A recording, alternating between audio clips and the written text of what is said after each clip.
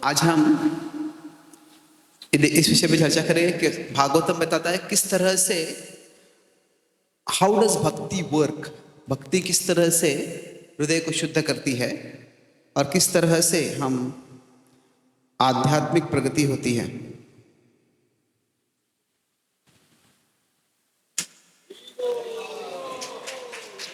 हरे कृष्ण।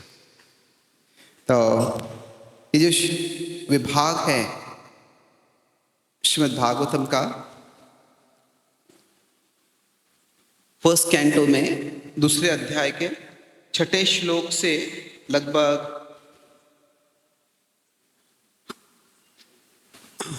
22वें श्लोक, इसको जो है प्रभुपाद जी ने धर्म नाम की उनकी किताब है द वे ऑफ ट्रांसेंडेंस, वो इसमें काफी विस्तार किया है। हर एक श्लोक पे उन्होंने सेपरेट लेक्चर दिया था न्यू वृंदावन में अमेरिका में, और उन लेक्चर्स को एडिट करके एक किताब बनाई गई थी। तो ये जो है संपूर्ण भागवतम में कोई अगर एक विभाग है जिसमें प्रभुपाद जी ने सबसे ज़्यादा कोट किया है तो वो ये विभाग है 126 से 122 तक। तो यह मतलब प्रभुपाद जी को कुछ कुछ श्लोक बहुत प्रिय थे और वो कई बार कोट किया करते थे वो श्लोक। तो जैसे बहुत से लोग जो हिंदू लोग होते हैं वो धर्म संस्थापनार्थाय संभवामि युगे युगे श्लोक कोट करते, तो प्रभुपाद जी वो भी कोट करते थे। वो 4.8 है, 7 और 8 है। पर प्रभुपाद जी अगला श्लोक जो था वो ज़्यादा कोट करते, जन्म कर्म च मे दिव्यम एवं यो वेत्ति तत्वतः, कि मतलब साधारण लोग बोलते हैं कि भगवान यहाँ पे आते हैं यहाँ पे धर्म स्थापना करने के लिए। प्रभुपाद जी का जोर था भगवान यहाँ पे आते हैं हमें यहाँ से भगवत धाम ले जाने के लिए, आकर्षित करने के लिए, तो उस पर प्रभुपाद जी ज़्यादा जोर दिया करते थे। तो ऐसे प्रभुपाद जी का जो भाव था उसके अनुसार उनके लिए कुछ श्लोक बहुत प्रिय थे। तो ये जो सेक्शन हम जो है, ये पूरा सेक्शन आज हम चर्चा नहीं कर पाएंगे, पर हम कुछ महत्वपूर्ण श्लोक उसमें चर्चा करेंगे। ये विभाग प्रभुपाद जी के लिए इतना महत्वपूर्ण था, इतना प्रिय था कि जब उन्होंने मार्किने भागवत धर्म जो गीत लिखा उन्होंने, जब वो भारत से अमेरिका जा रहे थे, अमेरिका के तट पे आए थे वो, तो तभी उन्होंने वो बंगाली सॉन्ग था, बंगाली गीत है, पर उसमें प्रभुपाद जी संस्कृत कोट करते हैं और कौन सा ये संस्कृत, इसमें से कुछ संस्कृत श्लोक भी कोट करते हैं। तो हम आज ये यहाँ से 15 से 22 जो 8 श्लोक है उनकी थोड़ी संक्षिप्त चर्चा करने का प्रयास करें, जितना हो सकते हम देखेंगे, पर हम इसको रिसाइट करते हैं। यद अनुध्यासिना युक्तः कर्म ग्रंथि निबंधनम छिन्नन्ति कोविदास्तस्य को न कुर्यात् कथारतिम। तो मैं हर एक श्लोक को थोड़ा समझाऊंगा, फिर हम उसको एक और बार रिसाइट करेंगे। यहाँ पे भगवान बता रहे हैं कि यद अनुध्यासिना युक्तः, युक्त मतलब तत्पर के साथ जा रहे हैं। कोई रणभूमि में जा रहा है योद्धा, तो वो एक जो है वेपन्स, जो शस्त्र साथ में लेके जाएगा।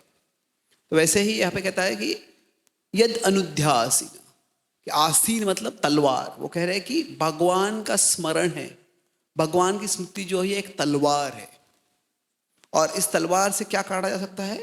कर्म ग्रंथि निबंधनम, जो कर्म का बंधन है, जो निबंधनम बहुत कठिन है जिसे काटना। छिन्नन्ति, उसे काटते हैं कौन? कोविदास्तस्य, जो कोविदा बुद्धिमान लोग हैं।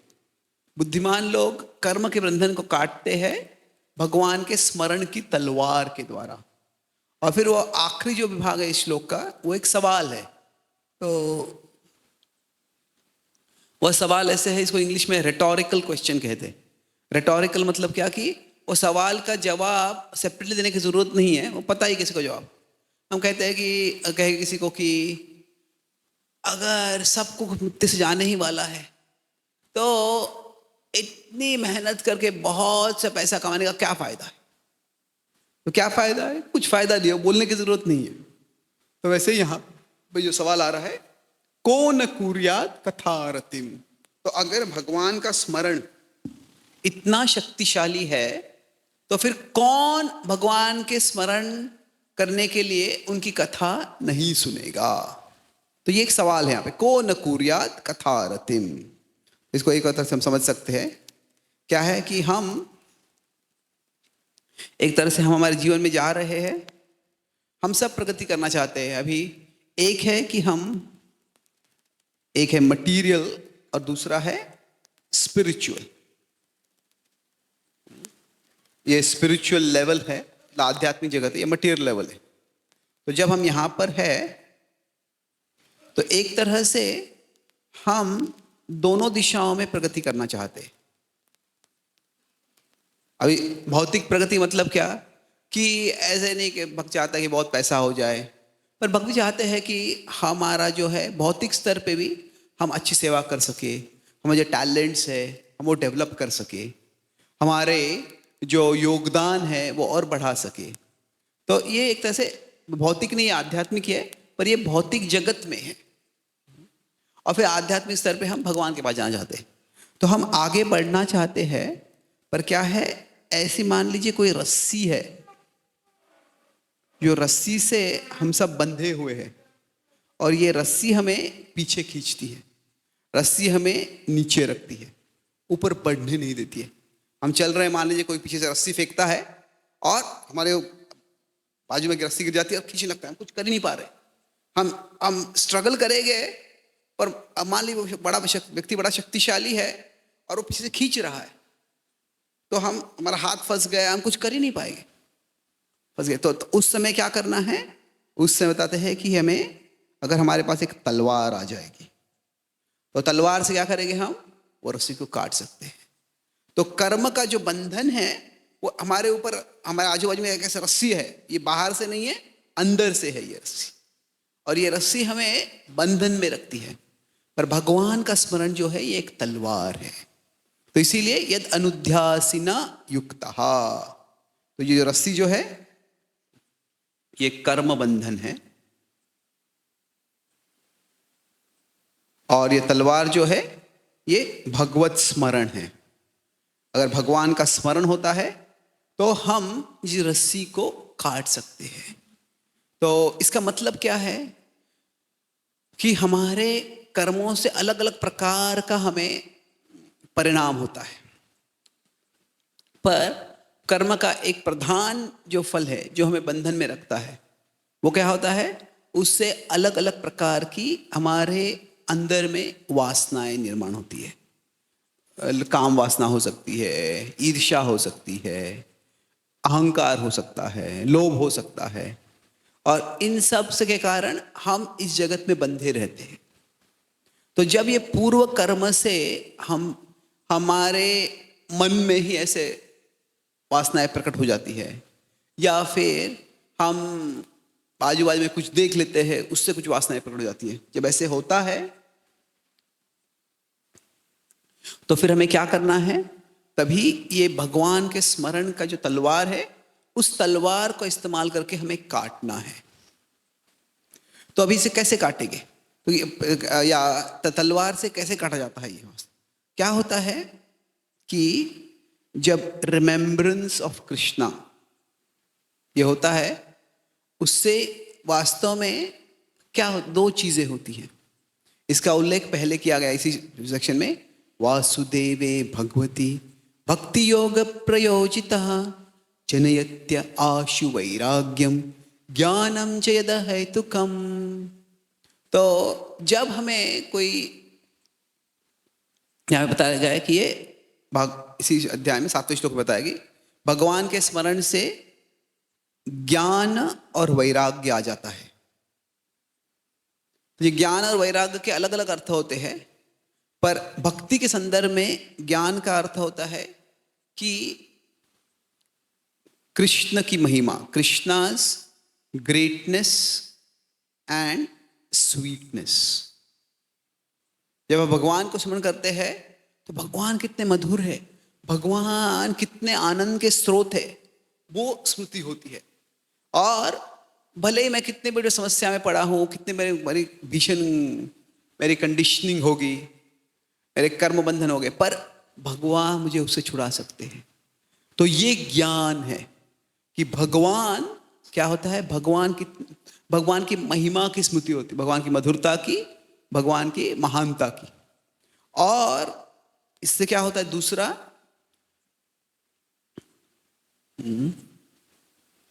अनइम्पॉर्टेंस, या प्रभुपाद जी कहते थे इनसिग्निफिकेंस ऑफ एवरीथिंग एल्स। बाकी चीजें इतनी महत्वपूर्ण नहीं है। तो मान लीजिए हम किसी रास्ते पे जा रहे हैं, जब रास्ते पे जा रहे हैं, अगर हमको रास्ते के एंड में किसी बिल्डिंग में जाना है, वहां पे हमें किससे मिलना है, जहां तक हमारा ये मीटिंग महत्वपूर्ण है, तो सीधा हम वहां पे जाएंगे। पर तभी देखे, अरे यहाँ पे मेरा एक मित्र रहता है, उसके यहाँ पे जाके थोड़ा मिलते हैं, या यहाँ पे ना कुछ अच्छा सीनरी है, यहाँ पे कुछ खाना है, खा के खाने देख लेते, तो हम बाकी चीजों में और डिस्ट्रैक्ट हो सकते हैं। पर ज्ञान मतलब क्या, ध्येय स्पष्ट हो जाता है, ये कितना महत्वपूर्ण है। और वैराग्य मतलब ध्येय के अलावा जो भी है उससे उसका इतना महत्व नहीं है, ये समझ में आ जाता है। 11वें स्कंद में भगवान बताते हैं, भागवत में बताया गया 11वें स्कंद में, भक्ति परेशानुभव विरक्तिर अन्यत्र च। भक्ति अगर करते हैं तो भी भगवान का स्मरण, मतलब ये भक्ति का ही लक्षण है। भक्ति से क्या होता है, पर ईश अनुभव होता है। भक्ति से पर ईश अनुभव मतलब क्या है कि वो भगवान जो परे है, जो दिव्य है, जिनको हम केवल हमारे आंखों से देखते हैं, उनको अधोक्षज बताया गया है। तो कोई भी लोग मंदिर में आ सकते हैं। जो लोग नास्तिक होते मंदिर में आते हैं, वो तो देखते हैं कि तुमने से मूर्तियों को सजा के रखा हुआ है, वो वहां पे भगवान का अनुभव नहीं कर रहे। क्यों? क्योंकि उनके हृदय में भक्ति नहीं है। भक्ति वो विधि है जिससे कि हम पर ईश अनुभव करते हैं, भगवान का अनुभव होता है। और जब भगवान का अनुभव होता है, वो इतना आकर्षक होता है कि उससे क्या होता है, विरक्ति आ जाती है। विरक्तिर अन्यत्र च, भगवान के प्रति विरक्ति नहीं आती है, बाकी चीजों के बारे में विरक्ति आ जाती है। बाकी सब चीजें इतनी महत्वपूर्ण नहीं है, बाजू में रख दो। तो यह जो है, यह भगवत स्मरण की महिमा है कि वो एक, जितना हम भगवान का स्मरण कर पाएंगे उतना हमारे पास ये तलवार है, और बाकी चीजें अगर हमको खींचेगी तो हम वो खींचे नहीं जाएंगे। तो भगवान का स्मरण इतना महत्वपूर्ण है। अभी भगवान का स्मरण करेंगे कैसे? वो कहते हैं, ईश्वर बताया कि अगर स्मरण करना है तो सबसे पहले उसके लिए श्रवण करना पड़ेगा। क्योंकि अगर हम स्मरण नहीं कर रहे हैं, अगर श्रवण नहीं करेंगे तो किसका स्मरण करेंगे? अगर हमें किसी व्यक्ति के बारे में पता ही नहीं है तो फिर वो व्यक्ति के बारे में हम सोचेंगे कैसे? तो हमें से ये भगवान का स्मरण मतलब ये कल्पना के आधार पर नहीं है, ये शास्त्रों के आधार पर है। तो ये स्मरण है, भगवान का स्मरण, ये एक तलवार के समान है। और जब तलवार है तो तलवार को क्या करना है, हमको उसको शार्प रखना है।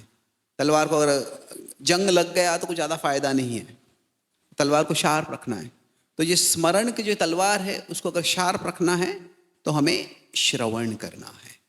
कौन कुर्यात कथा रतिम, कौन भगवान की कथा में रति नहीं रखेगा, कौन भगवान की कथा में उत्साह नहीं रखेगा, जब उसको समझेगा कितना महत्वपूर्ण है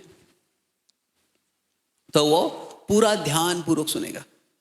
तो मान लीजिए अगर कोई हमारे मंदिर में आता है, होता कि मैं सब ब्रह्मचारी को सेल्फ डिफेंस क्लासेस देने वाला हूँ कि खुद का सेल्फ डिफेंस कैसे करना है। हम बोले शायद ओके ठीक है, थोड़ा सा हमको थोड़ा इंटरेस्ट होगा तो हम सीख लेंगे, नहीं तो नहीं सीखेंगे। पर मान लीजिए हमको बताया जा रहा है कि हम इसके बाद में ऐसी जगह जाने वाले हैं, वहाँ पे बहुत चोर है, गुंडे हैं, वहाँ पे वो आक्रमण कर सकते। तो फिर क्या होगा, जब पता है मुझे ये सेल्फ डिफेंस को इस्तेमाल करना ज़रूरी है तो फिर हम और सीरियसली लेंगे।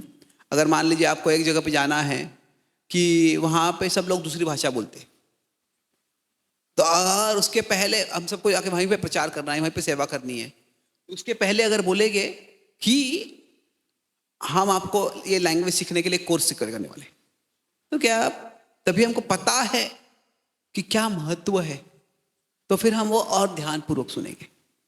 तो श्रवण में जो रति है, रति का अर्थ होता है अट्रैक्शन। पर अट्रैक्शन का यहां एक अर्थ होता है, पर दूसरा अर्थ यहां पे होता है ईगरनेस, उत्साह, आकर्षण होता है। आकर्षण मतलब क्या है? ये एक तरह से स्वाभाविक होता है कि स्वभाव से आकर्षण है, मुझे बड़ा आकर्षक लगता है। पर ईगरनेस मतलब क्या है? ये उत्साह, ये इंटेंशनल है।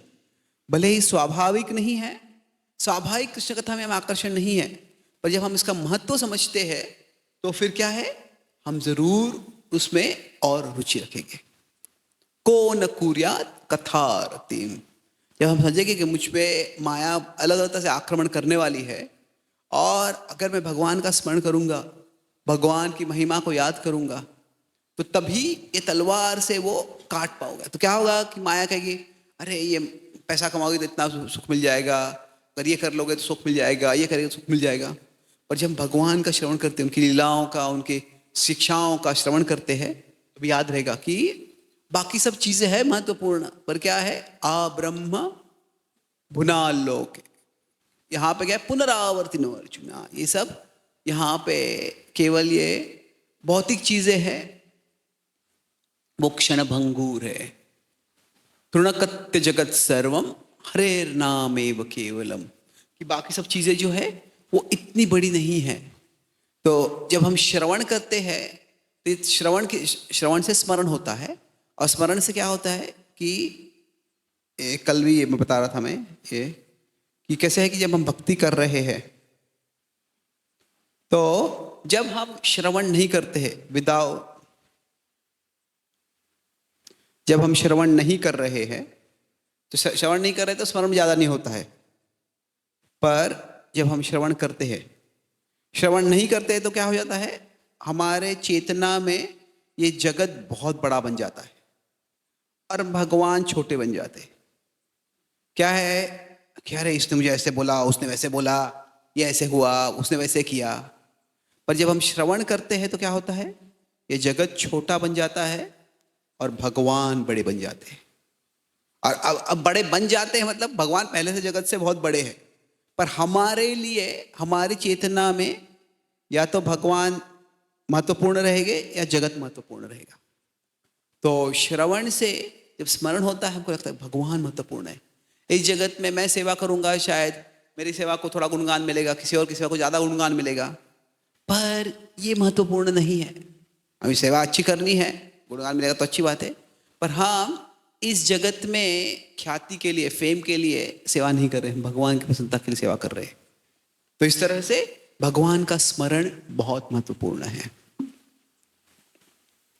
तो अभी इसमें अनेक श्लोक आते हैं, मैं सारे श्लोक नहीं ले पाऊंगा, और आपको सवाल भी हो सकते हैं, इसलिए will spend some time for that. पर यहाँ पे आगे कैसे हो रहा है कि भगवान बताते थे, भागवत में बताया क्या होता है, जब हम श्रवण करते हैं तो उससे शुश्रूषो, श्लोक आपको पता है, साथ में रिसाइड करते हैं हम।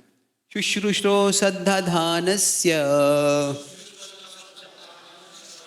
वासुदेव कथा रुचिः स्यान्महत्सेवया विप्रः पुण्यतीर्थ निषेवणा। तो पिछले श्लोक में बताया था कथा रति, तो कौन इसमें रति नहीं रखेगा? तो अगर देखे अरे पर मुझे तो रति नहीं है, इस श्रवण में रति नहीं है, तो इस श्लोक में बताया है क्या करो, अगर आप भगवान के जो भक्त है उनका संग करो, उनकी सेवा करो, तो उनकी सेवा से क्या होगा, ये कथा रुचि जागृत हो जाएगी। कैसे होता है ये कि कथा रुचि ये एक तरह से कृपा के रूप में जागृत हो जाती है। जब भगवान के भक्तों की हम सेवा करते हैं, भगवान के मिशन की सेवा करते हैं, तो उससे वो एक तरह से भक्तों के आशीर्वाद मिलते हैं, और वो आशीर्वाद से जो है हमें ये रुचि आती है। तो ये जो श्लोक है इसको यहाँ पर करते हैं, कैसे यहाँ पर विचार प्रवाह हो रहा है। 15वें श्लोक में बता रहे हैं कि remembrance is like a sword, therefore here ईगरली। तो श्रवण ये एक तलवार के, स्मरण ये एक तलवार के समान है, इसलिए आप श्रवण करो। तो 16वें श्लोक में बताते हैं कि श्रवण उत्साह से करो, रति से करो। तो अगर नो ईगरनेस, अगर श्रवण के लिए उत्साह नहीं है तो फिर सेवा करो, सर्विस। सर्विस से क्या होगा? सर्विस से शुद्धिकरण हो जाएगा, हमें कृपा आशीर्वाद मिल जाएंगे और फिर इसके द्वारा रति उत्पन्न हो जाएगी। शुश्रूषो श्रद्धाधानस्य। तो अभी ये दूसरा श्लोक है। क्या है? इसलिए अगर हमें कभी लगता है कि अभी इतने सारे सेवा है, मुझे समय नहीं मिलता शास्त्र का अध्ययन करने के लिए, मुझे लेक्चर सुनने के लिए समय नहीं मिल रहा है, तो हाँ, हमें प्रयास करना चाहिए कि समय निकाले, समय सेवा एडजस्ट कर सकते हैं। पर ऐसे नहीं है कि अगर मान लीजिए कल से हमें कोई सेवा है ही नहीं और बोले सुबह से शाम तक आप शास्त्र पढ़ो और आप श्रवण करो लेक्चर का, तो अधिकांश हम सब भक्त नहीं कर पाएंगे। हमें आधा 1 घंटा पढ़ेंगे, 2 घंटा पढ़ेंगे और बाद में बोलेंगे अभी और क्या करूं मैं, फिर प्रजल्प करने लग जाएंगे, तो क्या है, या ज़्यादा सो जाएंगे। तो इसलिए क्या है कि केवल हमें ये शास्त्र पढ़ने के लिए, लेक्चर सुनने के लिए केवल समय जरूरी नहीं है, उसमें रुचि, जो रति जरूरी है। और ये रति सेवा करने से आती है। अगर हम प्रामाणिकता से सेवा कर रहे हैं तो हम देखेंगे कि शायद हमको एक ऐसा हो सकता है कि 10 घंटा हमको पढ़ने को समय है और 1 घंटा पढ़ने के लिए समय है। पर अगर हम बाकी 9 घंटे अच्छी सेवा कर रहे हैं, बाकी समय बाकी अच्छी जिम्मेदारियां कर रहे हैं, भक्तों संबंध अच्छे रख रहे हैं, भक्तों पसंद करें, तो वो 1 घंटा पढ़ेंगे। पर 1 घंटा जो पढ़ेंगे उसमें और साक्षात्कार होगा, हमको और स्पष्ट समझ आएगी। अगर किसी में क्षमता है कि जो ज़्यादा पढ़ सकते हैं और उनको सुविधा है तो ज़रूर पढ़ सकते हैं, पर क्या पॉइंट यह है कि जो हम समझ आती है, जो रति आती है शास्त्रों में, वो केवल पढ़ने से नहीं आती, वो सेवा से आती है। सेवोन्मुखे ही जिह्वादौ स्वयं एव स्फुरत्यतः। तो ये सेवा से होता है। जो भगवान का रिमेम्बरेंस है उसके बारे में 2 चीजें बताई गई हैं, एक है स्मृति और दूसरा है स्फूर्ति। तो स्मृति जो होता है कि ये हमारे कॉन्शियस एफर्ट से आता है, हम ध्यान से, मन इधर जा रहा है उधर जा रहा है, लगाओ मन इसमें, तो ये एक तरह से हमें प्रयास करना पड़ता है, स्मरण करो भगवान का। पर जो स्फूर्ति होती है वो कॉन्शियस नहीं होती है, स्पॉन्टेनियस होती है, वो अपने आप आ जाती है। तो कभी कभी ऐसे होगा हमारे जीवन में कि हम देखेंगे कि अचानक जब हम कीर्तन कर रहे हैं तो कोई बड़ा आनंद होने लगेगा, भगवान की कोई लीला याद आने लग जाएगी और उसमें ही हम एक तरह से पूर्ण एकाग्र हो जाएंगे। तो जो स्फूर्ति होती है ये बहुत पावरफुल होती है। तो हमें प्रयास करना है स्फूर्ति करने का, पर भगवान की कृपा से स्फूर्ति आ जाएगी। स्फूर्ति मतलब क्या है? एकाएक जो हमारा मन भगवान में लग जाएगा। तो भगवान भगवगीता में बताते हैं कि मई आसक्त मन, हाँ, आपको अपना मन मुझे आसक्त कराना है। तो आसक्ति के बारे में हम चर्चा करेंगे बाद में। तो अब ये 16वां श्लोक हो गया। तो अभी आगे बताते हैं, शृण्वतां स्वकथा कृष्ण पुण्य श्रवण कीर्तनः हृदि अंतस्थो य भद्राणि विधुनोति सुहृत्सता। तो यहां पे बता रहे हैं कि मैं सेवा कर रहा हूं फिर भी रुचि नहीं आ रही है, तो क्या करें? फिर भी ये भगवान की कथा में टेस्ट नहीं आ रही है। तो यहां पे बताते हैं कि भले ही टेस्ट नहीं आ रही, अगर हम स्वकथा, अगर हम भगवान की कथा श्रवण कर रहे हैं, कीर्तन कर रहे हैं, तो क्या होता है? इससे भगवान हमारे हृदय में है, हृदय अंतस्थो, हमारे हृदय में है। और अभद्राणि विधुनोति, वो जो अभद्र है, जिनके कारण हमें इस जगत में, जगत की चीज़ों से आकर्षण हो रहा है, भगवान से आकर्षण नहीं हो रहा है, वो चीज़ों से क्या हो गया, वो चीज़ों को भगवान धुला देंगे हमारे हृदय से, वो उनसे हम मुक्त हो जाएंगे। क्यों? क्योंकि सुहृद, भगवान हमारे हित चिंतक है। सुहृदम सर्वभूतानाम, इसे भगवगीता में बताया गया है कि सता किसके, सबके सुहृद है, पर खास करके जो सत्य के पीछे जा रहे हैं, जो सत्य की प्राप्ति करने का प्रयास कर रहे हैं, जो परम सत्य के पीछे जा रहे हैं, उनके तो भगवान सही में ही वो हित चिंतक है। यहाँ पे तो स्टिल नो ईगरनेस, अगर फिर भी सेवा करते समय भी उत्साह नहीं आ रहा है तो क्या करना है, बोले कि तभी फिर भी हियर एज ड्यूटी, एक कर्तव्य के रूप में श्रवण करो। उससे क्या होगा, उससे द लॉर्ड इज प्लीज्ड, भगवान पसंद हो जाते हैं। भगवान पसंद हो जाते हैं तो क्या होते हैं, ही क्लेंसेस द हार्ट, वो हमारे हृदय को शुद्ध कर देंगे। और जब हृदय को शुद्ध कर देंगे तो उससे अपने आप भगवान के प्रति जो आकर्षण है वो जागृत हो जाएगा। तो इसीलिए बताए थे स्मरण करना महत्वपूर्ण है। स्मरण करने के लिए सेवा करो और एक कर्तव्य के रूप में श्रवण करते रहो। उसके बाद में क्या होगा, अगले श्लोक में बताते हैं वो, कि हम भागवतम के समय कई बार श्लोक गाते हैं, नष्ट प्रायेष्व भद्रेषु नित्यं भागवत सेवया भगवतीरुत्तम श्लोके भक्तिर्भवति नैष्टिकी। तो यहां बता रहे हैं कि अगर हम श्रवण करते रहेंगे तो इससे क्या होगा, नित्यम रेगुलरली श्रवण करेंगे तो भगवती उत्तम श्लोके भक्ति, भगवान के प्रति भक्ति न केवल जागृत होगी, नैष्टिकी, नैष्टिकी मतलब वो एकदम स्थिर हो जाएगी, एकदम स्टडी हो जाएगी, एकदम स्ट्रांग हो जाएगी भक्ति।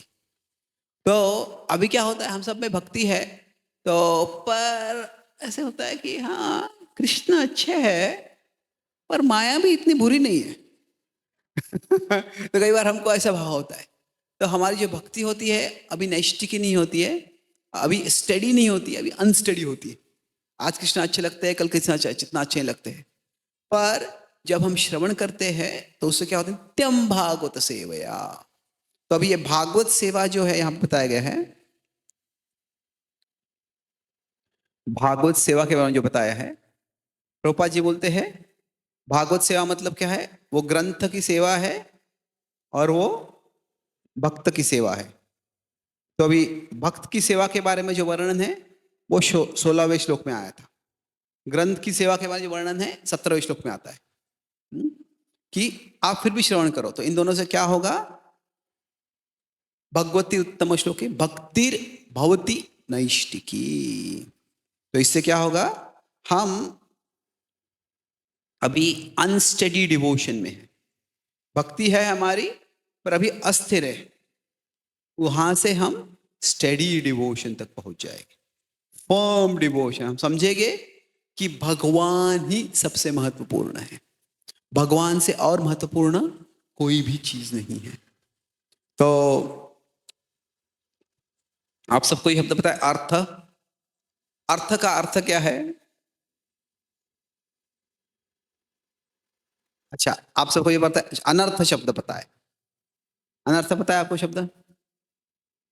अनर्थ का अर्थ क्या है? यस बोलिए।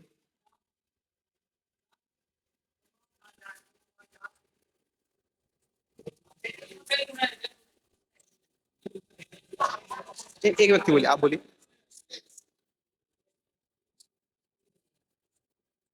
सॉरी, आप बोलिए, क्या बोलिए? वैल्यूलेसनेस। Okay good. तो गुड, थैंक यू। तो अर्थ का मतलब है इसकी कीमत क्या है, और अनर्थ मतलब जिसका कोई नो वैल्यू। अर्थ मतलब वैल्यू और अनर्थ मतलब नो वैल्यू। तो पर अनर्थ का एक और मतलब है कि जिसका अर्थ नहीं है उसको हम बहुत अर्थ देते हैं। अनर्थ से क्या होता है कि अभी इंद्रिय तृप्ति का भोग है, वो एक 2-3 मिनटों का भोग है, पर उसके लिए व्यक्ति पूरा अपना जीवन, उसकी देखिए एक जीवन पर जन, जन्म जन्म तक उसी का पीछा कर रहा है। तो अनर्थ से क्या होता है, अनर्थ से वास्तव में कि जो वस्तु है नो अर्थ, उनमें कुछ अर्थ है ही नहीं है, या लिटिल अर्थ, बहुत ही थोड़ा सा अर्थ है उसमें, वो उनको क्या बोलते हैं, वो ऐसी चीज हम सोचते हैं कि थिंग्स ऑफ ग्रेट अर्थ, कि ये बड़ा ही महत्वपूर्ण, इसकी कीमत बहुत ज्यादा है। तो किसी को शराबी, कोई शराबी होता है तो क्या होता है, उसके लिए शराब अपने पैसे से ज्यादा, अपने बैंक, अपने परिवार के की देखभाल से ज्यादा, अपने खुद के स्वास्थ्य की देखभाल से ज्यादा वो शराब ज्यादा महत्वपूर्ण होती है। वो क्या है, अनर्थ है। अनर्थ से क्या होता है, जो चीज का ज्यादा अर्थ नहीं है, ज्यादा कीमत नहीं है, उसको बहुत ज्यादा कीमत देते हैं। पर जब हम भक्ति करते हैं तो इस जगत में बहुत से अर्थ है, बहुत सी चीजें हैं, उनका कोई अर्थ है, कुछ कीमत है, पैसे की कीमत है, अगर किसी का कोई अच्छा नाम है उसकी कीमत है, पर एक चीज है जो परम अर्थ है, परमार्थ है, और वो है भगवान। तो क्या होता है, जब हम श्रवण करते हैं तो हम समझते हैं कि हाँ ये जगत में चीजें महत्वपूर्ण है, पर भगवान सबसे महत्वपूर्ण है। तो जब हम हमारी चेतना, हमारी चेतना जब यहाँ पे होती है कि यहाँ पे अर्थ क्या हो, पैसा हो सकता है, फेम हो सकता है, तो यहाँ पे हमारा जो भक्ति होता है अनस्टडी रहता है, अनस्टडी डिवोशन। पर जब हमारी चेतना यहाँ पे पहुंच जाती है, हम समझते हैं कि भगवान ही परम अर्थ है, तो हमारी चेतना, हमारी जो भक्ति है वो नैष्टिकी हो जाती है, स्टडी डिवोशन हो जाता है। तो कह रहे श्रवण करेंगे तो उससे हम समझेंगे कि भगवान ही परम अर्थ है, तो उससे हम स्थिर हो जाएंगे भक्ति में। ये कैसे होगा, तदा रजस्तमो भावः कामलोभादयश्च ये चेतैतैरनाविद्धम् स्थितं सत्त्वे प्रसीदति। तो जब तो हम श्रवण करेंगे तो क्या होगा, उससे रजस तमोगुण का प्रभाव कम हो जाएगा। रजो तमोगुण का प्रभाव किस में आता है, काम और क्लोभ में आता है। तो जब ये कम हो जाएंगे तो फिर क्या होता है, उसी से हम सितम सत्वे, सत्व में आ जाएंगे, तो हम प्रसीदति, हमें प्रसन्नता महसूस होने लगी। तो कैसे है ये, अभी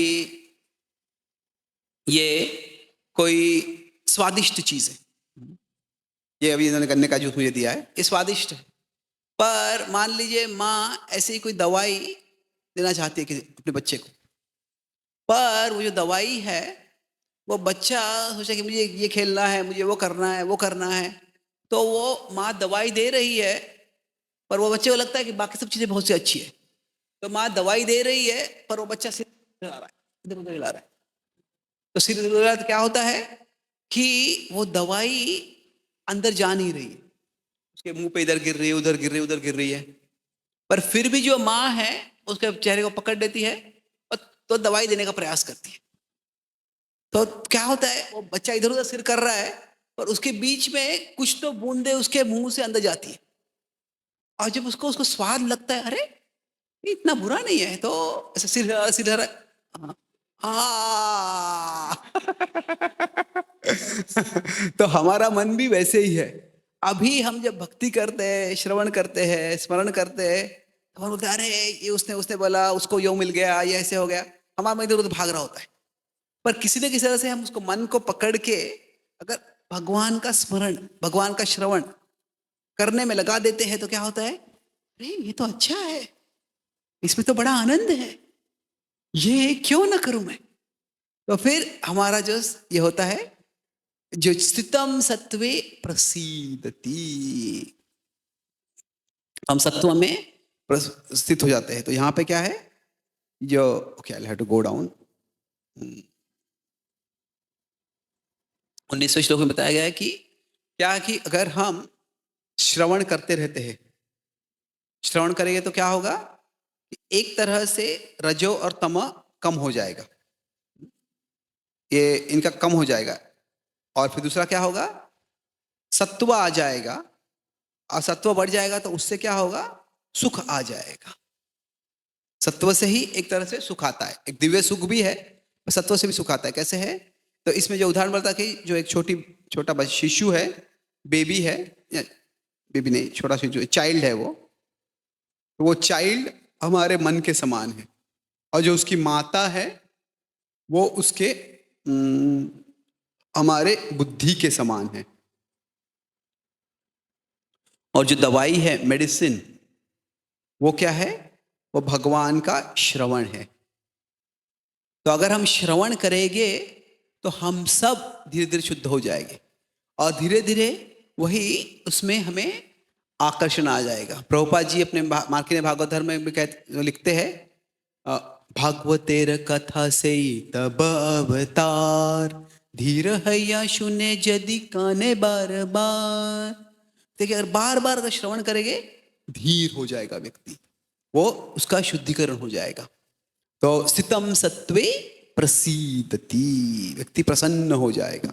फिर उसके बाद में क्या होगा, एवं प्रसन्न मनसो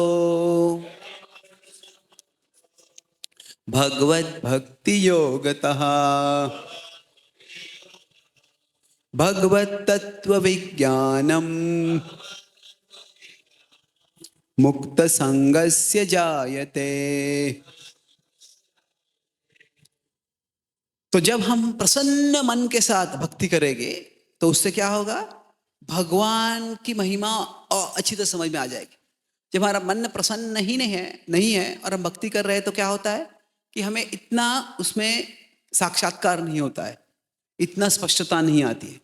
पर प्रसन्न मन से भक्ति करते तो भगवत तत्व विज्ञानम, भगवान की सही महिमा क्या है वो समझ में आती है। और फिर उससे क्या होता है, मुक्त संग से जायते, तो बाकी चीजों से जो संग है हमारा वो कम हो जाता है, वो हम उससे मुक्त हो जाते हैं। तो 20वें श्लोक बता रहे हैं कि केवल हियरिंग नहीं, हैप्पी हियरिंग और हैप्पीली हियरिंग, हम सुखी है और सुख से सुन रहे हैं। तो उससे क्या होता है, उससे clear understanding of Krishna, Krishna के बारे में और समझ में आ जाता है। और फिर उससे क्या होता है, डिटैचमेंट, हम बाकी चीजों से अनासक्त हो जाते हैं। तो हमें श्रवण करना है, अभी एक कर्तव्य के रूप में श्रवण कर रहे हैं, पर धीरे धीरे क्या होगा, हमें श्रवण करना अच्छा लगने लग जाएगा, श्रवण करने में उत्साह आ जाएगा, और उस उत्साह से जब श्रवण करेंगे तो और साक्षात्कार हो गए और भगवान आकर्षक होने लगेंगे हमारे लिए। उसके बाद में 2 श्लोक बचे हैं। विद्यते हृदय ग्रंथि छिद्यन्ते सर्व संशयः क्षीयन्ते चास्य कर्माणि दृष्टैवात्मनीश्वरे।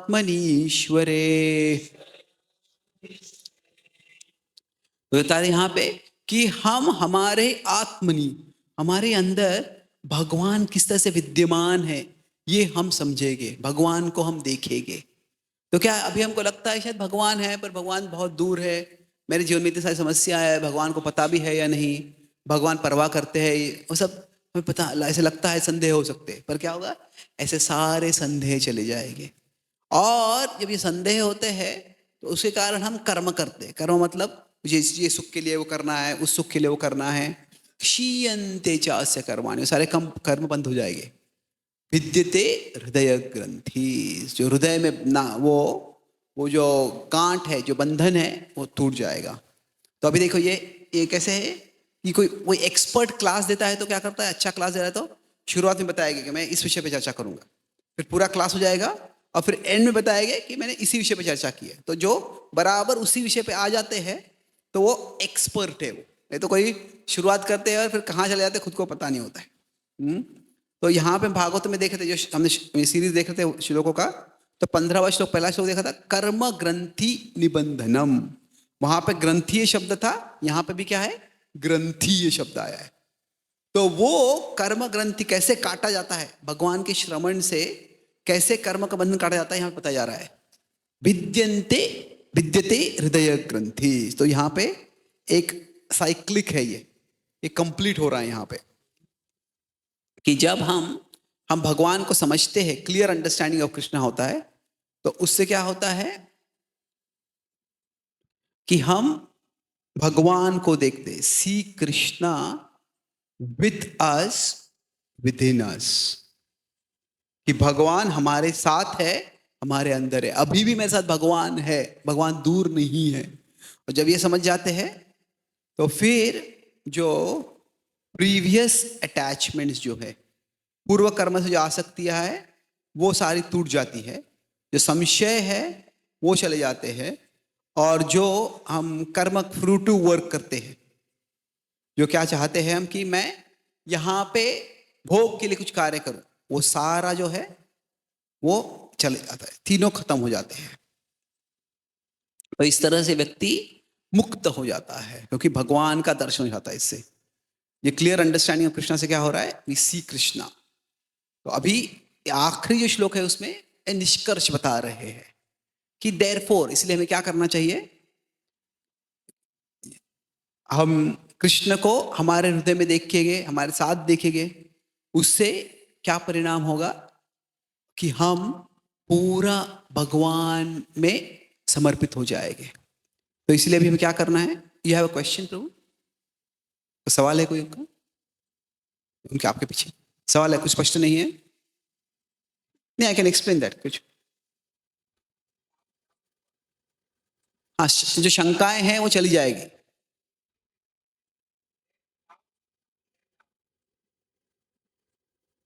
क्या बोल रहे हैं आप, सॉरी? हाँ, जब हम भगवान को समझ जाएंगे तो जो डाउट है वो चले जाएंगे।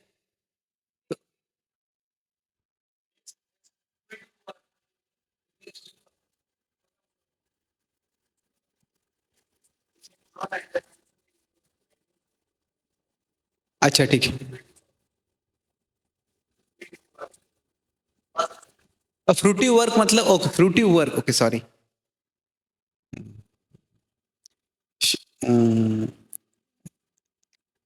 जब हम फ्रूटिव वर्क, जो कर्म बोलते हैं हम, कर्म मतलब किसी इच्छा से हम कार्य करते हैं।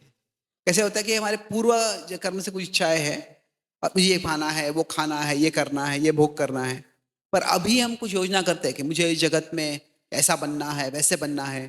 तो वो जो है कर्म, ये कर्म ग्रंथि निबंधन जैसे बताया गया, कर्म जो है वो खत्म हो जाता है। क्षीयन्ते चास्य कर्माणि, कर्म खत्म हो जाता है। तभी आखिरी श्लोक में क्या बताते हैं, इसके बाद हम निष्कर्ष कंप्लीट करेंगे। अतो वै कवयो नित्यम भक्तिं परमया मुदा वासुदेवे भगवती कुर्वन्त्य आत्म प्रसादनिम। तो वो कहते हैं कि इसीलिए क्या करना चाहिए कि भक्ति जो बड़े आनंद देती है, इसीलिए क्या, अभी कवयो मैं पहले बताया था कि इस साइक्लिसिटी है, वो 15वें श्लोक में भी कवि शब्द आया था। क्या है, यदध्यासना युक्ता कर्मगंथि निबंधनम छिंदंती कोविदास्तस्य। तो कोविदा और कवि जो है समान ही है वो एक तरह से। तो अतवई कवयो नित्यम, इसलिए कवि जो बुद्धिमान लोग है वो क्या करते हैं, भक्तिम परमयामुदा, भक्ति जो है बड़ा आनंद देने वाली चीज है। वासुदेव भक्ति, किसकी भगवती, भगवान की भक्ति क्या है, कुर्वंती, वो करते हैं, क्यों, वो जानते हैं आत्म प्रसाद निम, कि वो आत्म प्रसाद, वो अंतरंग संतुष्टि देती है। तो इसीलिए हमें भक्ति उत्साह से करनी है, इसे यहां पे बता रहे हैं। तो आखिरी श्लोक में बता, सॉरी क्या हो गया, देयरफॉर, इसीलिए क्या करें, हैप्पीली, आनंद के साथ, परमया मुदा, हैप्पीली प्रैक्टिस भक्ति। उससे क्या होगा, आत्म प्रसाद निम, उसमें सबलाइम हैप्पीनेस, परम आनंद आ जाएगा। तो आप आनंद से भक्ति करो जिससे परम आनंद आ जाएगा। तो अभी ये कह सकते हैं, तो क्या है ये भक्ति हमें आनंद से करनी है या भक्ति से आनंद आ जाएगा? तो आपको क्या लगता है, भक्ति आनंद से करनी है या भक्ति से आनंद आ जाएगा? कितने लोगों को वक्त लगता है भक्ति से आनंद आ जाएगा? ओके। कितने लोग कि भक्ति हमें आनंद से करनी है? अभी आपको समझ आया दोनों में फर्क, कि अभी आनंद के साथ, उत्साह के साथ, सुख के साथ भक्ति करनी है। अच्छी बात है। तीसरा आंसर क्या है? दोनों। तो कैसे है ये उदाहरण, कि मान लीजिए कि यहां पे बता रहे हैं कि किसी को कोई बहुत बीमार है, और काफी समय से कोई व्यक्ति बीमार है, और उसको अंत में ऐसी दवाई मिलती है, मेडिसिन दैट वर्क्स, ऐसी दवाई मिलती है जो काम करती है। तो फिर क्या होगा, वह विल हैप्पीली टेक मेडिसिन। अच्छा अभी दवाई मिल गई, बड़े आनंद से दवाई लेता है। अभी क्या है कि उस दवाई से अभी तक वो पूरा ठीक नहीं हुआ है, पर जिस हद से भी ठीक हुआ है, जितना उसको समझा है कि दवाई काम करती है, तो वो हैप्पीली दवाई लेगा, और उसके बाद में क्या हो जाएगा, वो हेल्दी हो जाएगा, और फिर वो हैप्पी भी हो जाएगा। तो भक्ति एक तरह से वो दवाई है, दवाई से हम सब अंत में जरूर सुखी हो जाएंगे, पर अभी अगर हम कृतज्ञता रखते हैं, ये दवाई इतनी महत्वपूर्ण है, ये इतनी दुर्लभ है, ये मुझे मिल गई है, तो फिर क्या होगा, अभी अगर भक्ति की महिमा हम समझेंगे कि भक्ति कैसे काम करती है, तो अभी भी तो ये जो पहला हैप्पीनेस है, ये एक तरह से ग्रैटिट्यूड है, कृतज्ञता है। कृतज्ञ है मैं कि मुझे ये मौका मिल रहा है। और ये जो हैप्पी है, ये एक नेचुरल स्टेट है, स्वाभाविक रूप से आ जाएगा। तो कैसे है कि अभी हमें बुद्धि से अगर हम भक्ति की महिमा समझेंगे, तो अभी भी हम कृतज्ञता से, आनंद से भक्ति करेंगे, और उससे जैसे ही हमारा हृदरोग चला जाएगा, तो हमें और आनंद महसूस होगा। प्रभुपाद जी कहा करते थे, चैंट एंड बी हैप्पी। तो अभी इसके दो अलग अलग अर्थ हो सकते हैं, कि ये एक तरह से 2 इंस्ट्रक्शंस है। 2 इंस्ट्रक्शन मतलब क्या है, आप चैंट करो और उसके साथ आप हैप्पी हो जाओगे, आप जप करो और जप करने से आप सुखी हो जाएंगे। तो ये 2 इंस्ट्रक्शंस हो सकते हैं, पर ये एक इंस्ट्रक्शन भी हो सकता है। मतलब क्या है कि चैंट हैप्पीली, मतलब कि हमें चैंट करने का मौका मिल रहा है, चैंट करो और जितना सुखी हो सकते सुखी रहो। इस जगत में दुख तो सबको आने वाला है, ये जगत दुखालय है, भक्तों को भी समस्याएं आएगी, कभी हमारा सेहत अच्छा नहीं रहेगा, कभी हमारे एक दूसरों के साथ मिसअंडरस्टैंडिंग हो जाएगी, झगड़े हो जाएंगे, कभी कभी आदि दैविक क्लेश आ जाएगा, बहुत गर्मी होगी, तूफान आएगा, पर क्या है, उसके बावजूद हम सुखी रहे। क्यों सुखी रहे? क्योंकि हम जानते हैं कि हम सुख के मार्ग पे है। तो कभी कभी जप करने से हमको सुख नहीं मिलेगा, पर फिर भी क्या है, हम सुखी रहते हैं। क्यों? क्योंकि ये एक तरह से यहां पे इट्स लाइक ये चैंट एंड बी हैप्पी, ये जो है एक तरह से कॉजल है। ये कॉजल मतलब एक से दूसरा आएगा, पर ये है पैरेलल है। पैरेलल मतलब दोनों साथ में करो, जब भी करो और सुखी रहो। सुखी रहो मतलब कृतज्ञ रहो कि मुझे जप करने का मौका मिल रहा है, भक्ति करने का मौका मिल रहा है। जितना सुखी जगत में हो सकते हैं उतना सुखी रहो। मैं बता, 2 व्यक्ति शायद बीमार है, और एक व्यक्ति को कोई दवाई नहीं पता चली है क्या दवाई है, तो दोनों अभी बीमार है, पर जिसको दवाई मिल रही है उसकी बीमारी भी कम होने वाली है। जिसके दवाई पता ही नहीं चली उस बीमारी के लिए क्या है, उसकी तो बीमार, उसका तो दुख है और बढ़ने वाला है। तो इस जगत में भक्त और अभक्त दोनों एक बीमार व्यक्ति के समान है। दोनों के जीवन में अभी तो दुख आने वाला है, पर भक्त कैसे है? भक्त जो ऐसा व्यक्ति है जिसको अभी दवाई मिल रही है।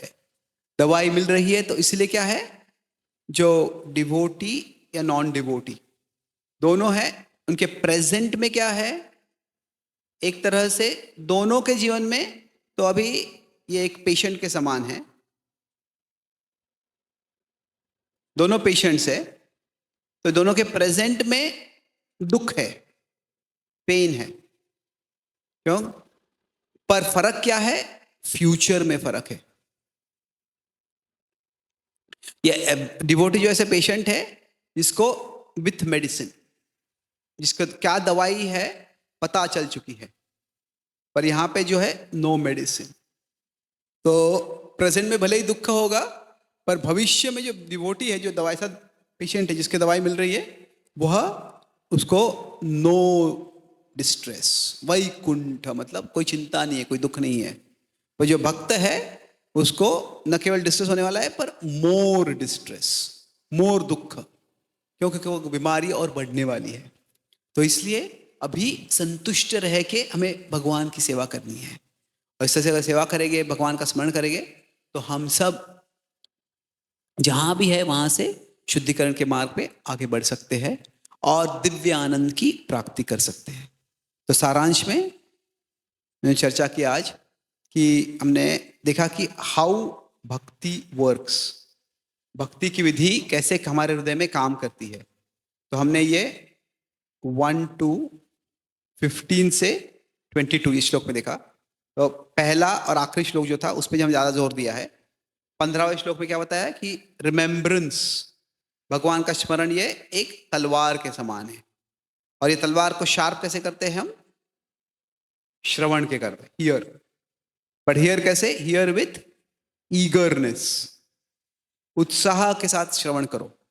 कोई कहेगा 16वें श्लोक में बताते हैं कि अगर नो ईगरनेस, अगर ईगरनेस नहीं है तो दो चीजें बताते हैं, क्या करो, सबसे पहले सेवा करो भक्तों की, और दूसरा है फिर भी हियर एज ड्यूटी, एक कर्तव्य के रूप में आप श्रवण करो। फिर उससे क्या होगा, 18वें श्लोक में बताते हैं कि इसके द्वारा धीरे धीरे हमारे हृदय में स्पष्टीकरण आ जाएगा। तो क्या होगा, हमें क्लियर अंडरस्टैंडिंग आएगा कि जब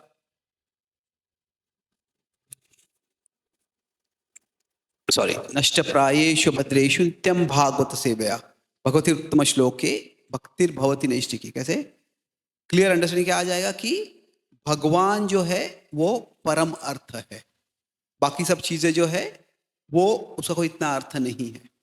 जब ऐसे हो जाएगा तो उसका परिणाम क्या होगा, 19 श्लोक बताया कि हम तदा रजस्तमो भावा, हम सत्व में आ जाएंगे, और सत्व में ही हम यहाँ पे भी सुख अनुभव कर पाएंगे, और वो सुख का अनुभव करेंगे तो फिर इस जगत में भी सुख का अनुभव करेंगे, तो फिर क्या है, हम सुख के साथ भक्ति कर पाएंगे। तो उससे ये हैप्पी डिवोशन जब हम करते हैं, भक्ति करते हैं, तो उससे क्या होगा, उससे हम भगवत तत्व विज्ञानम, उससे क्या होगा, फुल अंडरस्टैंडिंग, हमें भगवान की गॉड्स ग्रेटनेस, भगवान की महिमा जो है वो और स्पष्ट रूप से पता चल जाएगी। और उससे क्या होगा, जब ये हो जाएगा तो फिर मुक्त संग से भिद्यते हृदया ग्रंथेस, तो डाउट्स, डिजायर्स,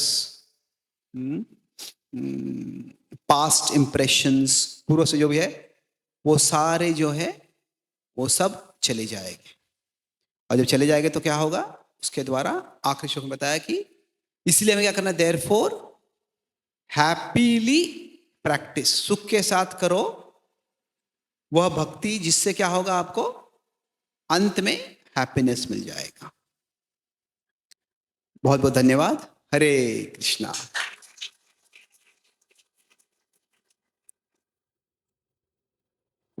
किसी को, we have time for questions bro, किसी कोई सवाल है?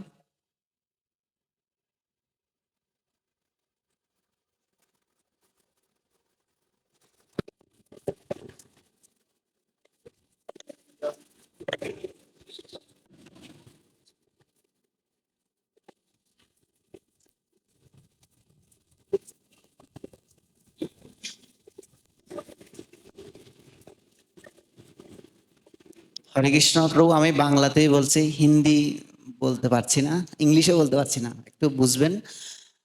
এখানে আপনি খুব সুন্দর বর্ণনা দিয়েছেন, অসংখ্য ধন্যবাদ। আসলে অনেক আনন্দ পেয়েছি ভক্তি জীবনে, যে কিভাবে আমাদের ভক্তিটা ধীরে ধীরে উন্নতির দিকে যায়, আমি যতটুকু বুঝতে পেরেছি। তো একটা প্রশ্ন আমার নিজের জন্যে, সেটা হচ্ছে ভক্তি তো করা উচিত এভাবে, নিয়ম অনুসারে প্রেম সহকারে, সুখী সহকারে, কিন্তু অনেক সময়, প্রায় সময় নিজে এগুলো জানা সত্ত্বেও আবার অনেক সময় এগুলো মনে থাকে না, যখন আবার এরকম শ্রবণ করি তখন মনে পড়ে।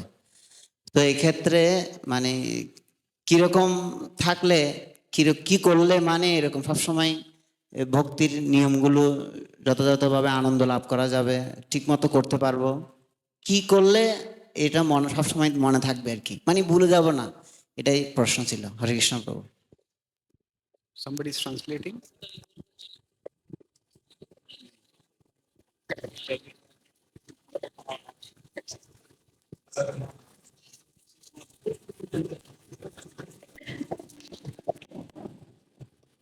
जो हम सब कुछ करने का प्रयास कर रहे हैं पर फिर भी जो हम सुनते हैं भूल जाते हैं, तो फिर क्या करें? तो क्या है कि ये एक तरह से स्वाभाविक है। ये जगत है, ये विस्मृति की जगह है, तो इसमें भूलना ये स्वाभाविक है। तो उससे ज़्यादा परेशान नहीं होना है कि हम भूल रहे हैं। ऐसे है कि जितना समय तक हमें याद रहता है उतना तो हमारा शुद्धिकरण हो रहा है। और जैसे मैं बता रहा था कि जो बच्चा वो वो मुंह में कुछ जा नहीं रहा है क्योंकि उसका अभी अस्थिर है, वो उसको लगता है वो अच्छा है, वो अच्छा है, पर थोड़े थोड़े बूंदे भी अंदर जाएगी तो क्या, अरे ये तो स्वादिष्ट है। तो भगवान हमसे ऐसी अपेक्षा नहीं करते हैं कि वो चीज करे जो हमारी क्षमता के परे है। जैसे अगर कोई बच्चा है, वो माता देख रही है कि बच्चे को चलने को सिखा रही है, तो फिर वो बच्चा थोड़ा चलता है और फिर गिर जाता है।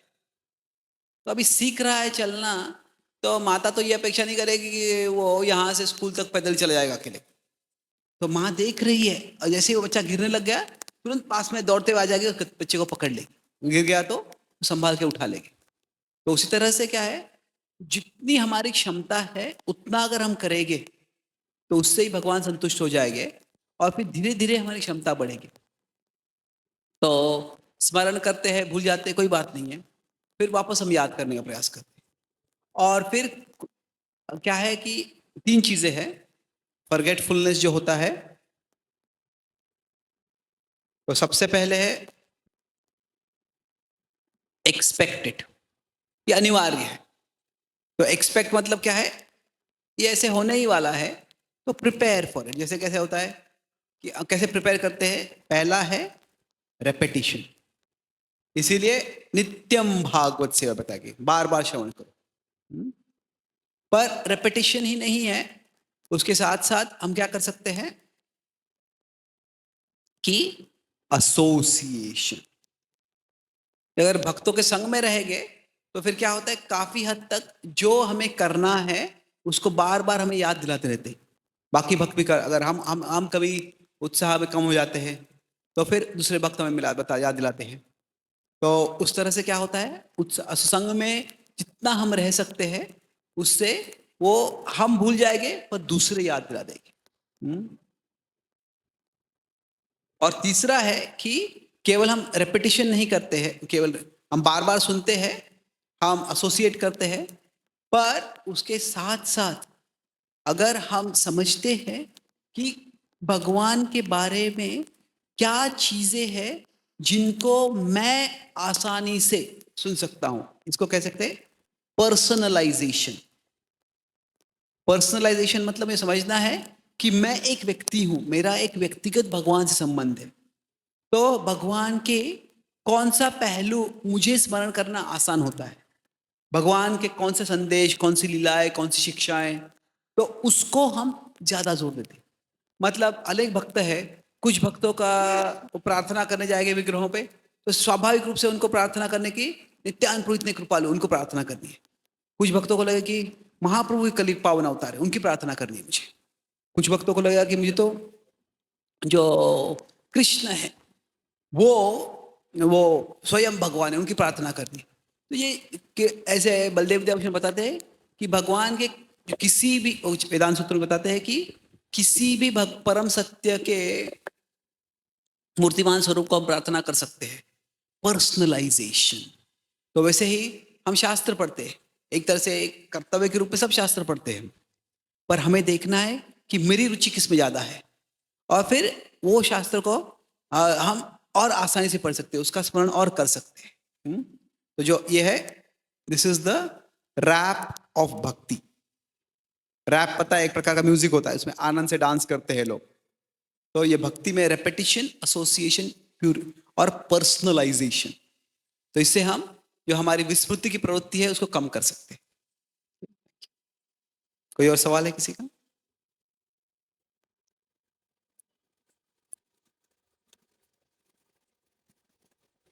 ओके, बहुत बहुत धन्यवाद। ग्रंथराज श्रीमद् भागवतम की, श्रील प्रभुपाद की, गौर भक्त वृंद की जय। गौर प्रेमानंद।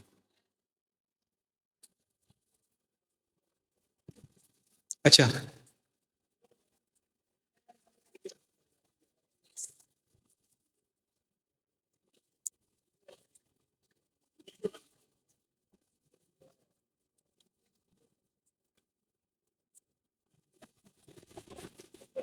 হরে কৃষ্ণ, দণ্ডবোধ প্রণাম প্রভু। তো অনেক কিছু শিখতে পারছি আপনার থেকে। তো এখন লাস্টের যে পয়েন্টটা আসছে র্যাপ, সেখান থেকে রিপ্রেজেন্টেশন, অ্যাসোসিয়েশন, পার্সোনালাইজেশন। তো দেখা যায় যে পার্সোনালাইজেশন যেটা ভক্ত থেকে ভক্তের যে পার্সোনালাইজেশন যেটা, বা ভক্তিতে সবিশেষবাদ, সেখান থেকে দেখা যায় প্রায় সময় নির্বিশেষবাদ হয়ে যাচ্ছে। হ্যাঁ, তো এটা আমার মধ্যে মানে দেখতে পাচ্ছি সেটা।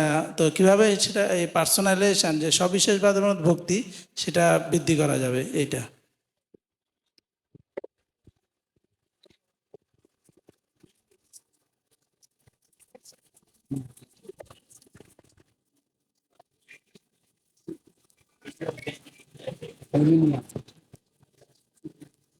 तो पर्सनलाइजेशन का मतलब क्या है वो समझ में नहीं आया आपको? वही सवाल है। তো মানে ব্যক্তি টু ব্যক্তি যে ভক্তিটা, মানে সবিশেষবাদ ভক্তি, হ্যাঁ, তো দেখা যাচ্ছে এই সবিশেষবাদ ভক্তিটা মানে একটু কম হচ্ছে আর কি। মানে এটা কিভাবে বৃদ্ধি করা যায়? বেশিরভাগ ক্ষেত্রে নির্বিশেষবাদ ভক্তি হচ্ছে।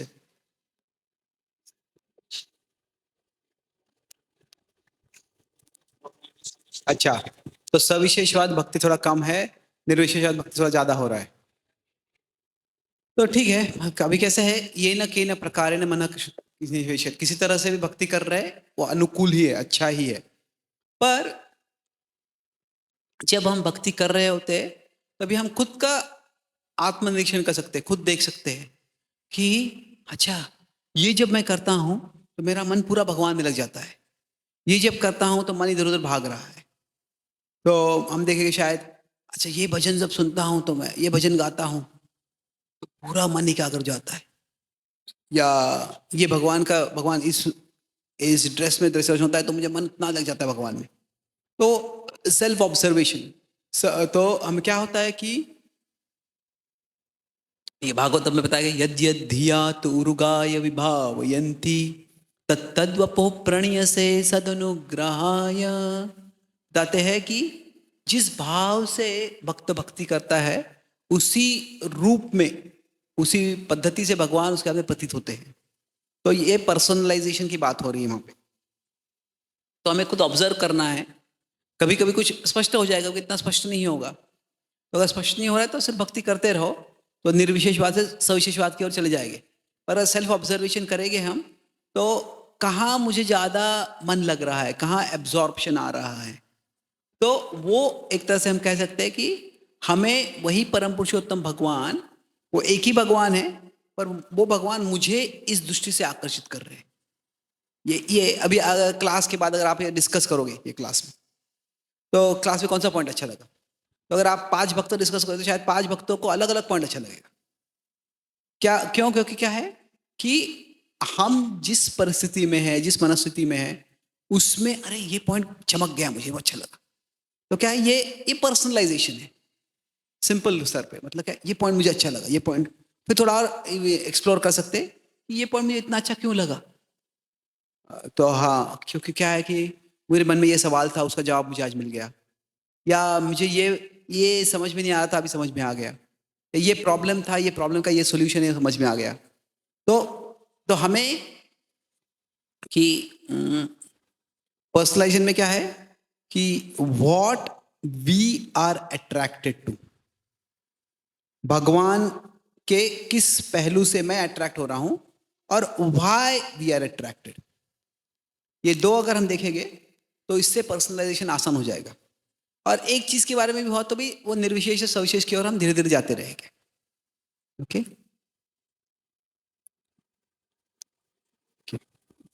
So thank you very much. Srila Prabhupada की जय। गौर प्रेमानंद।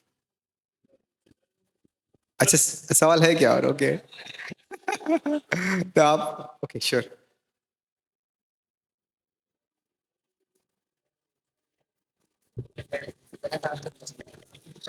हरे कृष्णा प्रभु, दंडवत प्रणाम प्रभु।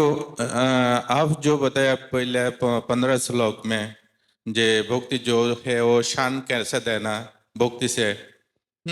और दूसरा श्लोक में आप बताया सेवा करने का भी, ऐसा भगवत को पास जाने के लिए बहुत सारा स्टेप आप बताया। लेकिन हम क्या सब कुछ करने का बाद भी भगवान के पास जा सकते हैं? नहीं, कोई एक सेवा करेगा तो भगवान के पास जा सकते हैं, और नहीं तो हमारा कोई योग्यता कैसा होगा? हम ब्राह्मण दीक्षा नहीं है, ब्राह्मण दीक्षा होने के बाद भी भगवान को पास जा सकते हैं, नहीं गुरु दीक्षा लेने के बाद भी भगवान को पास जा सकते हैं। ऐसा कुछ बातेगा तो अच्छा है प्रभु। थैंक यू प्रभु। हरे कृष्णा। तो अभी हम भगवान के पास कौन जाता है दीक्षा लेने के बाद या क्या इस स्टेप के बाद? अंत में ये भगवान का और हमारा संबंध है, ये प्रेम का संबंध है। तो जब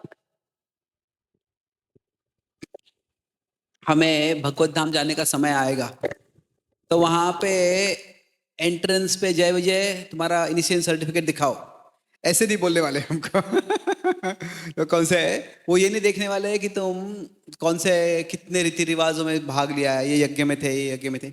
अंत में वो क्या देखने वाले, हमारे हृदय की परिस्थिति देखने वाले हैं।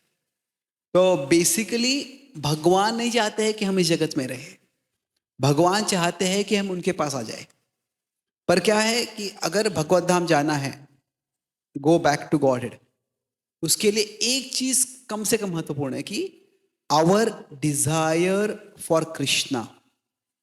डिजायर मतलब हमारी भगवान के लिए इच्छा है, जो आकर्षण है, that should be greater than our desire for the world. इस जगत के लिए जो इच्छा है, जगत की समय जो इच्छा उससे ज्यादा होनी चाहिए। अगर हमारे जगत के लिए इच्छा ज्यादा है, मतलब क्या है कि मान लीजिए अगर कोई अंत के समय में हरे कृष्णा बोलता भी है तो क्या उसी से भगवत धाम चला जाएगा वो? अगर वैसे मैकेनिकल है तो कोई व्यक्ति बोलेगा ठीक है मैं अभी भोग कर लूंगा, और जब भोग से मैं तंग आ जाऊंगा तो मैं एक पिस्तौल मेरे गन पे दिमाग पे रख दूंगा, और जब बटन दबाऊंगा Hare Krishna back to God. वैसे नहीं होता है वो। क्योंकि क्या है कि हमें जब भगवत धाम जाना है तो भले ही ऐसे मान लीजिए वो क्रिकेट फैन है और उसकी फेवरेट टीम हार जाती है, इसके कारण वो हताश हो गया है और फिर वो आत्महत्या कर लेता है। मतलब आत्महत्या करते में हरे कृष्णा बोलता है, तो क्या वो भगवत धाम जाएगा? भले ही भगवत धाम जाएगा, वहां पे गोप गोपिया सब लीला कर रहे हैं कृष्ण के बारे में, वहां पे पूछेगा अरे क्रिकेट का स्कोर क्या है, कौन सी मैच है तो बेसिकली अगर हमारा भगवान के प्रति आकर्षण इस जगत की चीजों से आकर्षण उससे ज्यादा हो गया तो भगवान हमें भगवत धाम ले जाएंगे। और जब हम सेवा करते, एक सेवा हो अलग अलग सेवा हो, हम पहली दीक्षा ली है, दूसरी दीक्षा ली है, ये सब क्या है एक तरह से हमारे लिए सपोर्ट सिस्टम है। ये सबसे दीक्षा लेते हैं मतलब क्या है कि हम भक्ति करने में हम हमारे जो रूल्स है वो स्ट्रिक्टली फॉलो करने का प्रयास कर रहे हैं। हम जब हम एक व्रत ले रहे हैं कि मैं स्ट्रिक्टली फॉलो करूंगा वो, ब्राह्मण दीक्षा मतलब मैं सत्वगुण में जीवन जीने का प्रयास करूंगा। तो ये सब क्या, इससे जो भगवान के प्रति आकर्षण जो है और बढ़ जाएगा। पर अल्टीमेटली क्राइटेरिया क्या है, कि अगर हमें भगवत धाम जाना है तो अंत काल के समय में हमारी भगवान के प्रति आकर्षण, भगवान के प्रति इच्छा जो है वो जगत से ज़्यादा होनी चाहिए। वो हो जाएगा तो हम जरूर भगवत धाम चले जाएंगे। और ये धीरे धीरे होते रहेगा। जैसे मैं बताया था कि अभी हमको जगत बहुत बड़ा लगता है और जो भगवान छोटे लगते हैं, पर अगर भक्ति करते रहेंगे तो भगवान हमारे लिए बड़े हो जाएंगे, जगत कम हो जाएगा। और जब भगवान बड़े हो जाएंगे तो जरूर भगवान हमें उनके पास ले जाएंगे। ओके, यस प्रभु, यहाँ पे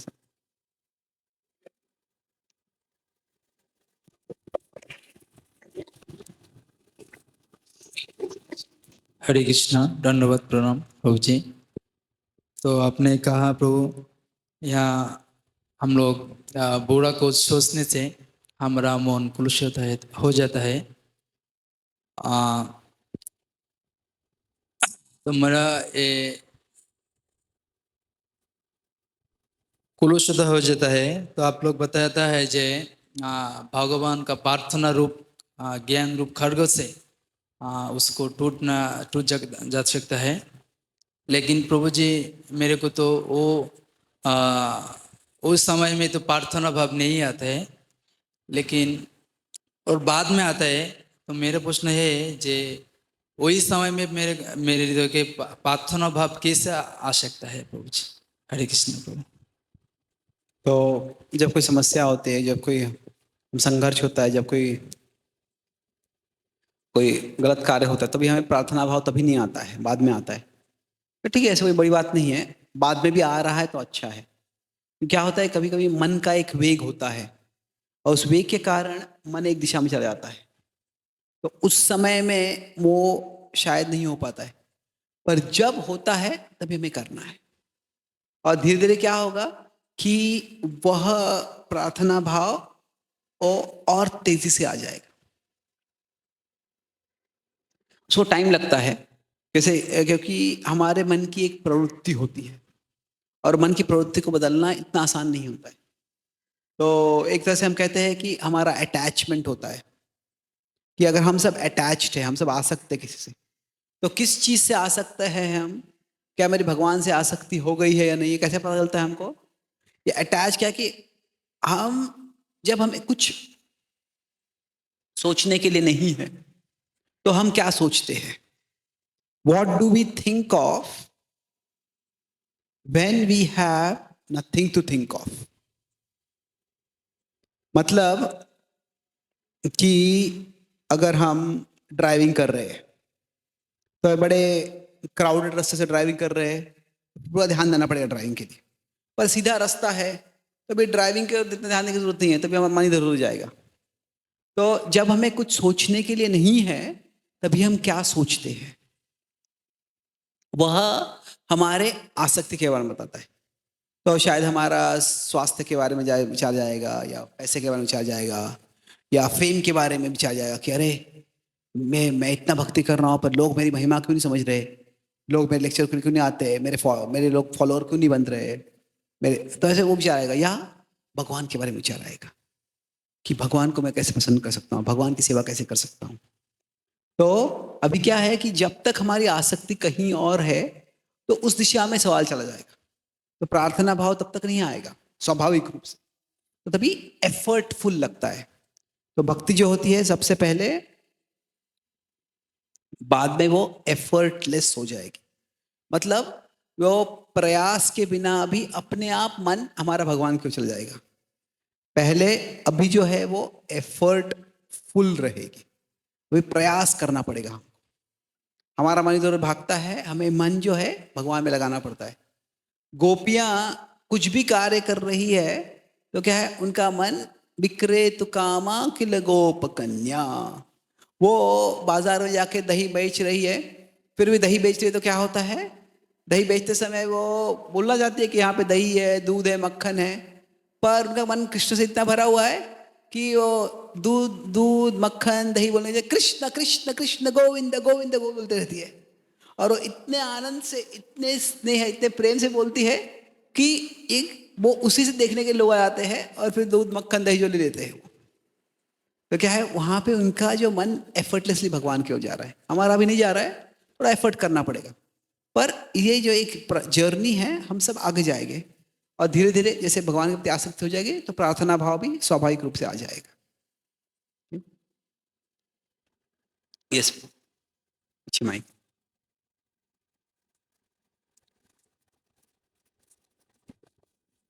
Hare Krishna, Prabhuji.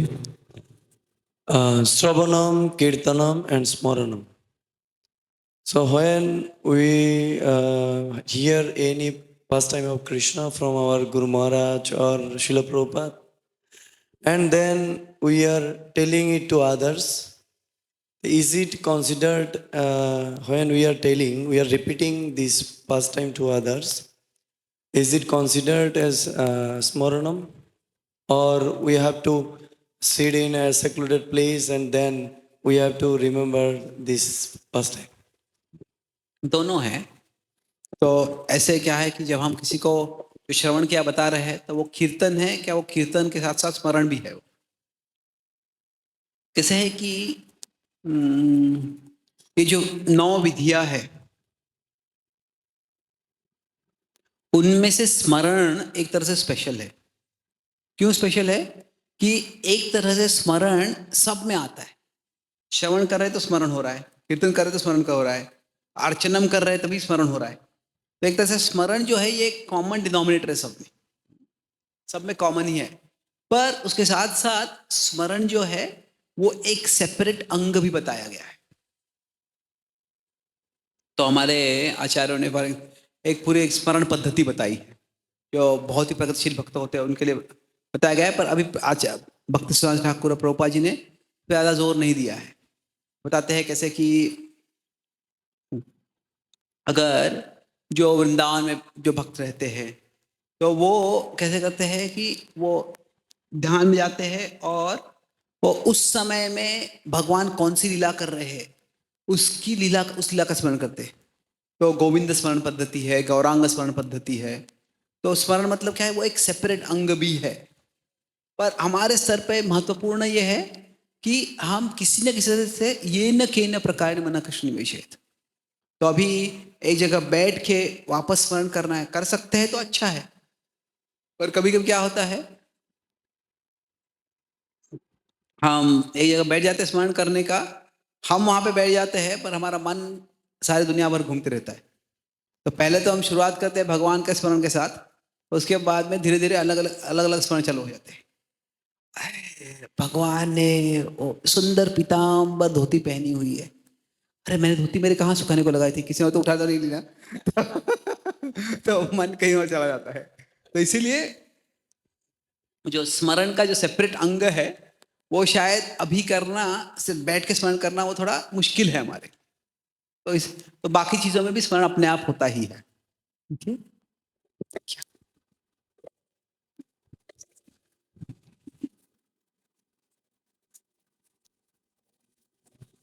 ओके, तो विल स्टॉप नाउ। किसी का कोई सवाल नहीं है ना अभी? तो आपका उत्साह देखकर मैं थोड़ा, जो क्लास फिलोसॉफिकल था तो मैं श्योर नहीं था आपको मैं कितना समझा पाऊंगा। पर आई एम ग्रेटफुल टू सी कि आप उत्साह था, आप सुनने का प्रयास कर रहे थे। थोड़ा ज़्यादा मुझे बाद में लगा कि 8 श्लोक थोड़े ज़्यादा हो गए एक ही क्लास में, पर फिर जितना आपको समझ में आ गया, यथामति तथा श्रुति, आपका उत्साह देख के I am amazed. Thank you very much. Srila Prabhupada की जय, गौर भक्तवृंद की जय, गौर प्रेमानंद।